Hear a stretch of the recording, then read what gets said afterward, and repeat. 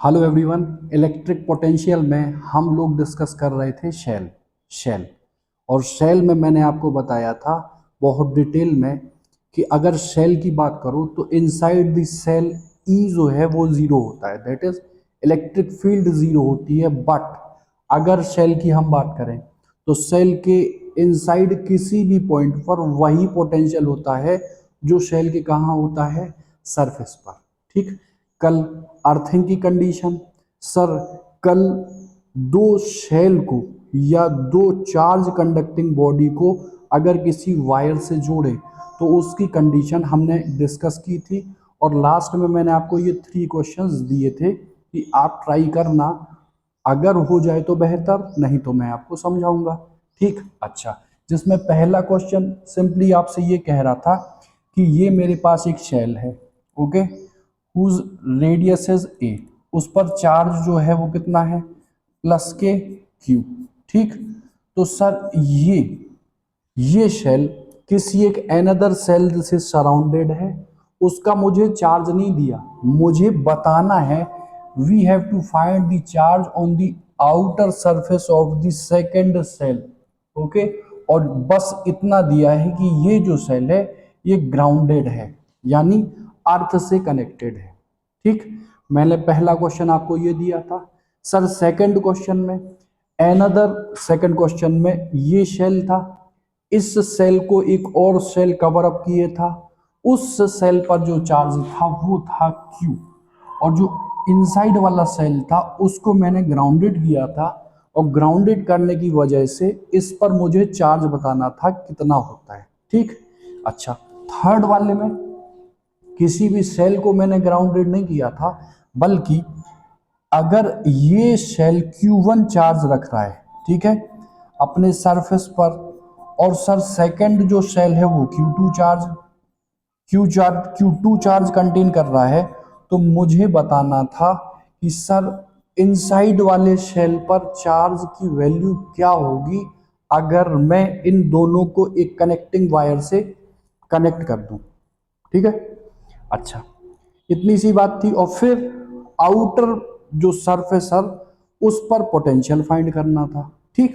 तो याद करो मैंने क्या सिखाया था, मैंने आपको बताया था सिंपली कि सर अगर कोई आइसोलेटेड सिस्टम हो, क्या हो, आइसोलेटेड सिस्टम, ठीक है, तो सर उस आइसोलेटेड सिस्टम को अगर आप ग्राउंडेड कर दोगे, क्या कर दोगे, ग्राउंडेड, तो सर सिंपल सी बात है, पोटेंशियल भी क्या होगा, जीरो, और सर चार्ज भी उस पर कितना हो जाएगा, जीरो।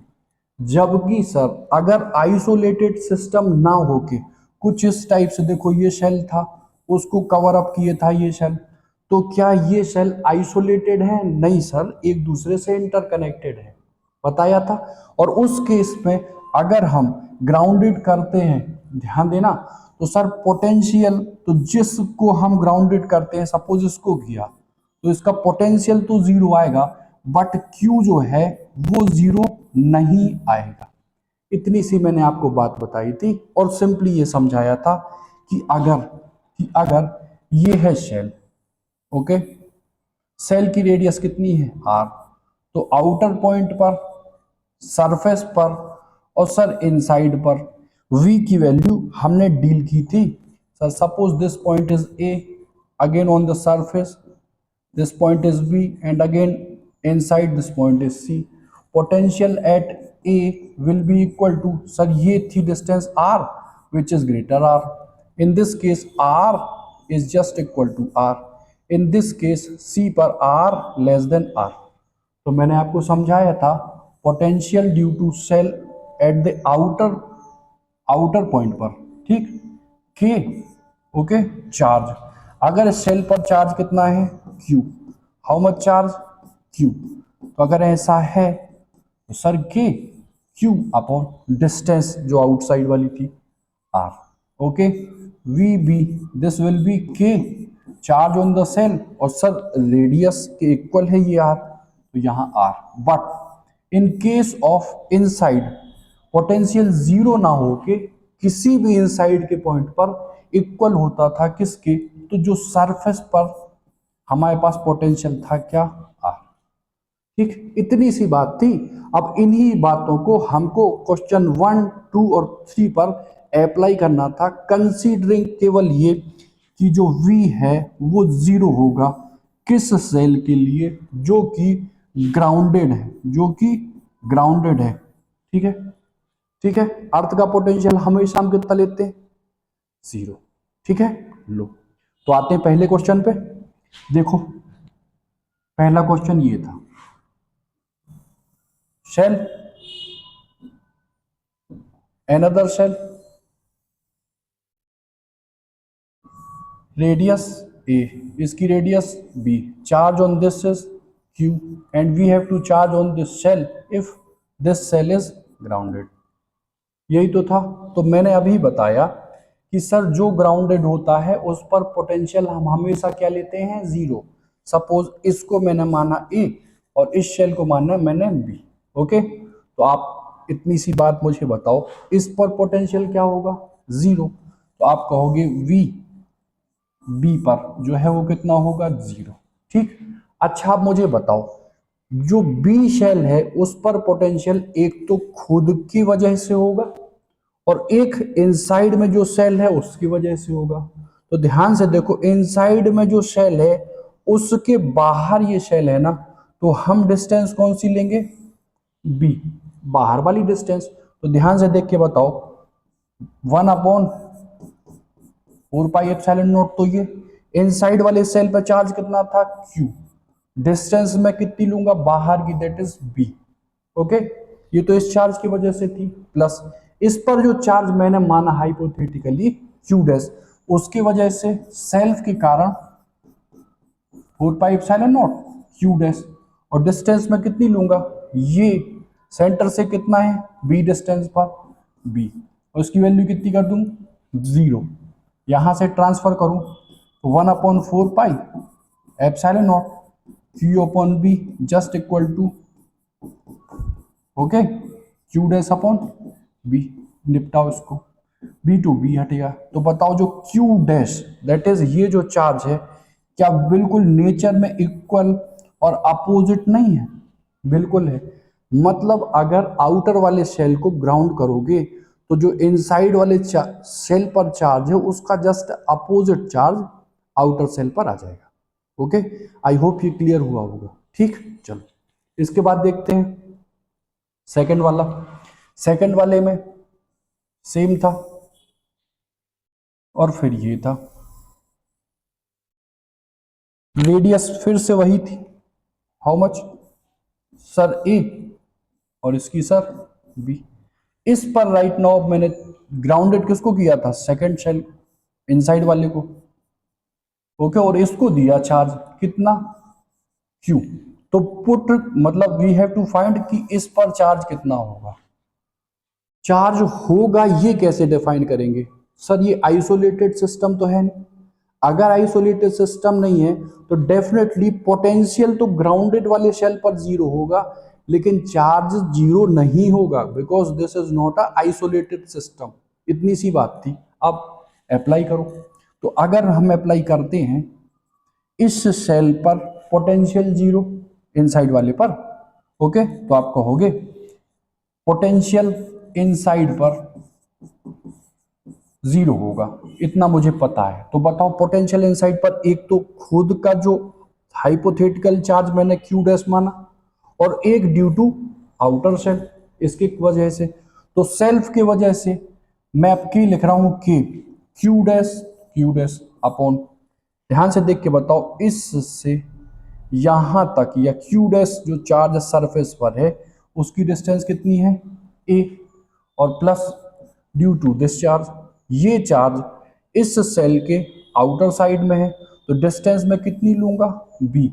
तो K charge on outer most cell Q, और डिस्टेंस कितनी लूंगा? B, which will be equal to 0। 0 है।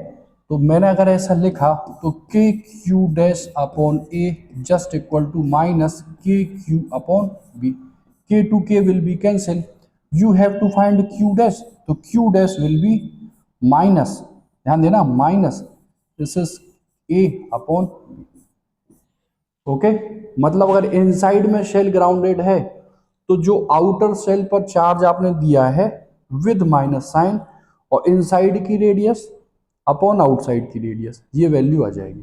ठीक है, कोई दिक्कत नहीं। अच्छा, थर्ड वाले में देख लो। सर थर्ड वाला भी देख लेते हैं। देखो थर्ड वाले में आप देख लो फर्स्ट शेल था, सेकंड शेल था। अब की बार सर हम वायरिंग मतलब इन दोनों को किसी वायर से कनेक्ट कर रहे थे। ठीक है, कनेक्शन है ये, इंडक्टेंस नहीं है, नहीं तो आप समझो वो पढ़ेंगे अल्टरनेटिंग करंट में। देखो ए और ये देखो बी। ओके, इस पर चार्ज Q1 एंड इस पर चार्ज Q2, दोनों शेल को मैंने कनेक्ट किया इन दिस केस। ओके, तो अगर आप कहोगे charge on inner surface Q1, outer surface Q2, तो sir after connecting a wire charge on the inner surface will be what? Okay, and potential on outer surface will be what? ठीक। अच्छा, आप कहोगे क्या, जब वायर से हम किसी कंडक्टर को जोड़ते हैं तो कहोगे पोटेंशियल दोनों का क्या हो जाता है? सेम। पोटेंशियल क्या होता है? दोनों का सेम, मैंने समझाया था। तो कहोगे इसका जो पोटेंशियल होगा वो इसके पोटेंशियल के इक्वल हो जाएगा अगर मैं दोनों को कनेक्ट कर दूं किसी वायर से। यही तो समझाया था। अच्छा, अब आप कहोगे इसका पोटेंशियल एक तो सेल्फ की वजह से होगा और एक आउटर सेल की वजह से होगा। In the same way outer cell का पोटेंशियल सेल्फ की वजह से भी होगा और इनसाइड वाले सेल की वजह से भी होगा, और इसका जो पोटेंशियल है वो इसके जस्ट पोटेंशियल के इक्वल होगा क्योंकि हम इन दोनों को किसी वायर से जोड़ रहे हैं। इतनी सी अगर बात है तो हम अप्लाई करते हैं इसी को, और अप्लाई अगर करेंगे तो देखो क्या होगा, ध्यान से समझना। देखो ए पर आप पोटेंशियल निकालोगे V at A just equal to potential at B. Okay, अच्छा एक मिनट रुको। ठीक, अगर ऐसा है तो आप मुझे देख के बताओ क्या करूं मैं, ध्यान से देख के बताओ। ए पर सेल की वजह से फटाफट से निकाल रहा हूं। देखो की charge on this first shell Q1, distance A पर ही है ना, तो देखो ये लूंगा A plus due to B, due to outer shell that is K charge on outer shell Q2 upon, देखो ये shell we have to find इस पर, और शेल जो है ये इस सेल के कहाँ है? बाहर। तो कौन सी डिस्टेंस लूंगा? बी, तो यहां लिया B just equal to B पर जो पोटेंशियल बी पर सेल्फ की वजह से होगा के Q2 अपॉन बी, और देखो ये सेल भी जनरेट करेगा पोटेंशियल, तो सर इनसाइड वाला सेल के Q1, और देखो ये सेल ध्यान देना आउटर सेल के इनसाइड है तो डिस्टेंस में कौन सी लूंगा? बी। कौन सी? बी, तो ये ले लिया बी। ओके, अब ध्यान से देखो तो के Q2 अपॉन बी इसको कैंसिल करेगा, और अगर इससे इसको हम कैलकुलेट करें तो आप मुझे ध्यान से देख के बताओ, शॉर्ट कर दूं थोड़ा। ओके, दिखाई दे रहा होगा, तो आप मुझे बताओ क्या ये के, अरे देखो के टू के तो चलो भैया कैंसिल, क्या ए इज इक्वल टू बी यहां पर है? नहीं है सर, ये सेल इसको ऑक्युपाई कर रहा, तो आप कहोगे A is not equal to B, तो केस कब होगा? Q1 upon A. ओके ठीक, अच्छा देखो A is not equal to B, ये तो नहीं है। अच्छा, अब इनको इसके बराबर होना, ठीक है, इसको इसके बराबर होना, तो ये कब पॉसिबल है? जब सर Q1 की वैल्यू क्या हो जाए? जीरो। क्या हो जाए? जीरो, मतलब जो इनसाइड वाला जो शेल है उसको अगर आउटसाइड वाले शेल से कनेक्ट में करूंगा तो इनसाइड वाले सेल पर चार्ज कितना हो जाएगा? जीरो। कितना हो जाएगा? जीरो। तो आप कहोगे ये चार्ज बेसिकली कहां कन्वर्ट हो जाएगा? यहां। तो आउटर वाले शेल पर टोटल चार्ज कितना होगा? Q1 plus Q2। तो चार्ज इनसाइड सेल जीरो, और potential at the outer shell that will be V outer will be K Q1 plus Q2 upon distance how much B। Okay, इतनी सी बात है, कोई दिक्कत नहीं, ठीक है। अच्छा बताओ, इस पर भी पोटेंशियल होगा, कितना होगा, यही होगा, ठीक है। इस पर तो चार्ज है ही नहीं, सारा चार्ज इस पर है, और ये शेल इस सेल से आउटर साइड में है, ठीक। इतनी सी बात है। शेल के क्वेश्चन आई होप आप बहुत अच्छे से समझ गए, कोई दिक्कत होगी नहीं शेल में, ठीक। अच्छा, अब आपने सर समझाया था कि ग्राउंडेड अगर मैं आइसोलेटेड सिस्टम को करता हूं तो आप कह रहे हो कि विद आइसोलेटेड सिस्टम ना, आइसोलेटेड सिस्टम को if I am connected through ground, तो आइसोलेटेड सिस्टम का पोटेंशियल भी जीरो और चार्ज भी जीरो होगा, मतलब उस पर कोई चार्ज रहेगा नहीं, ऐसा है। अच्छा ट्राई करते हैं, देखो देखो सर, ये एक सिस्टम है जिस पर चार्ज मान लो Q है, ओके। इस सिस्टम को मैंने ग्राउंडेड कर दिया, ओके। ग्राउंडेड किया मतलब लो ये है अर्थ, अर्थ की रेडियस कितनी है सर, R, ठीक। अच्छा आप मुझे बताओ, पॉजिटिव चार्ज हाई पोटेंशियल से लो पोटेंशियल की ओर प्रोसेस करना शुरू करेगा, ठीक है, ग्राउंडेड करने पर। तो आप कहोगे सर मान लो Q चार्ज यहां से यहां चला गया, ठीक है, कनेक्शन में आप कहोगे पोटेंशियल विल बी इक्वल, ध्यान देना, पोटेंशियल विल बी इक्वल। तो आप कहोगे इसका पोटेंशियल मान लो ये ए है बॉडी और ये बॉडी है बी, तो potential at A just equal to potential at B, connect कर दिया, ठीक। अच्छा आप मुझे आप बताओ, इससे चार्ज अगर यहां चला गया, ठीक है, तो आप कहोगे कि क्यू था और देखो ये क्यू चला गया अपॉन डिस्टेंस कितनी आर, जस्ट इक्वल टू, ध्यान देना कि कितना चार्ज गया क्यू और डिस्टेंस कितनी है अर्थ की आर, लो अर्थ ले लो, ठीक है। अच्छा यहां से थोड़ा सा आप समझाओ, K to K cancel, Q R E minus Q R E, this will be Q and this is R, okay. इतनी सी बात है, मुझे ये पता करना कि ये जो क्यू आया वो कितना गया, ठीक। अच्छा अब आप मुझे बताओ क्यू, ओके, आर ई को मैं यहाँ कॉमन अगर लूँ तो क्या मैं क्यू माइनस क्यू और ये आर ई कर दूं, ओके, अपॉन में क्या कर दूं, ये क्यू चाहिए ना, ओके, तो Q R E just equal to Q R E plus R कर दो, ओके, समझ में आ रहा। अच्छा आप बताओ Q will be Q radius of the earth R E plus R. अब अर्थ की जो रेडियस है इस छोटे से कंडक्टर के रिस्पेक्ट में बहुत ज्यादा है, 6400 किलोमीटर होता, तो क्या मैं इसको इसके रिस्पेक्ट में बहुत बड़ा कंसीडर करूं, तो ये आर खत्म कैंसिल। तो अगर मैं फाइनली लिखूं क्यू ट्रांसफर ऑफ चार्ज, वो कितना हो जाएगा क्यू क्यू और क्या आर ई अपॉन में R E to R E cancel हो जाएगा, तो जो ट्रांसफर ऑफ चार्ज है वो कितना आ जाएगा, just equal to charge on the conductor, मतलब सारा चार्ज जो कि इस कंडक्टर पर था कहाँ चला जाएगा, अर्थ। तो इस पर जो चार्ज है उसकी वैल्यू कितनी आएगी, कितनी आएगी, तो आप कहोगे कहोगे क्या, जीरो। इसीलिए मैंने कहा आइसोलेटेड कंडक्टर के सिस्टम में अगर मैं ग्राउंडेड करूंगा तो उस कंडक्टर पर जो चार्ज है उसकी वैल्यू भी क्या हो जाएगी, जीरो, क्या हो जाएगी, जीरो, ठीक है।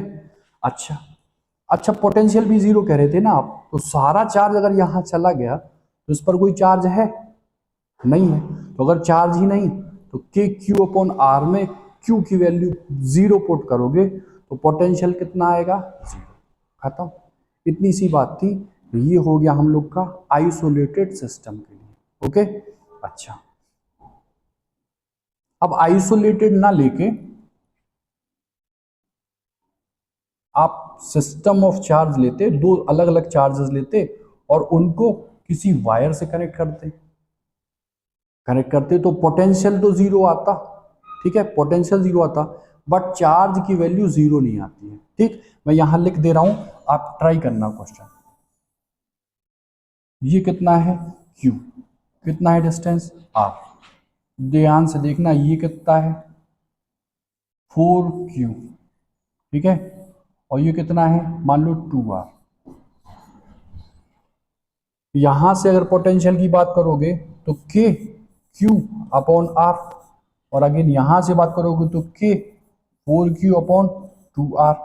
इससे इसको 2 टाइम्स उड़ाओगे तो K 2Q अपॉन R आएगा, बिल्कुल आएगा। तो पोटेंशियल यहां पर क्या है ज्यादा और यहां पर क्या है कम।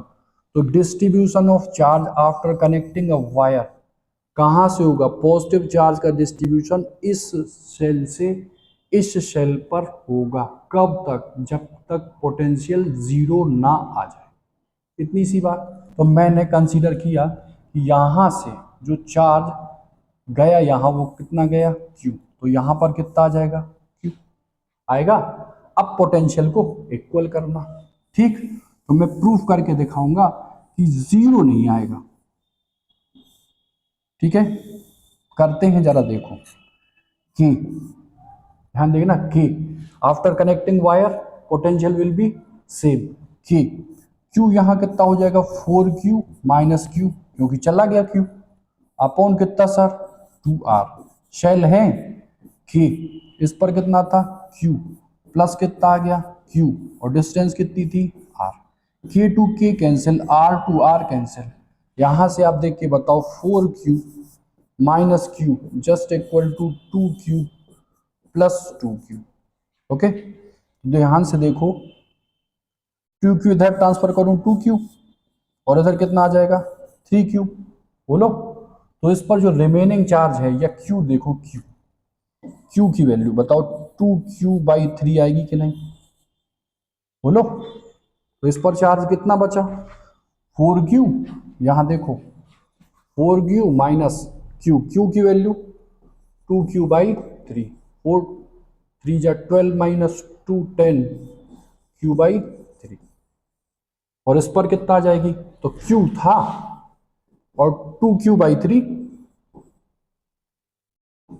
ऐड हो गई, तो 3 + 2 that will be 5Q/3, agree और नॉट, ठीक। अच्छा दोनों देखो 4Q और Q कितना 5Q, और इस केस में 10Q/3 प्लस 5Q/3 15Q/3, 3 5 जा 5Q आया कि नहीं, 4Q और Q 5Q, ठीक है।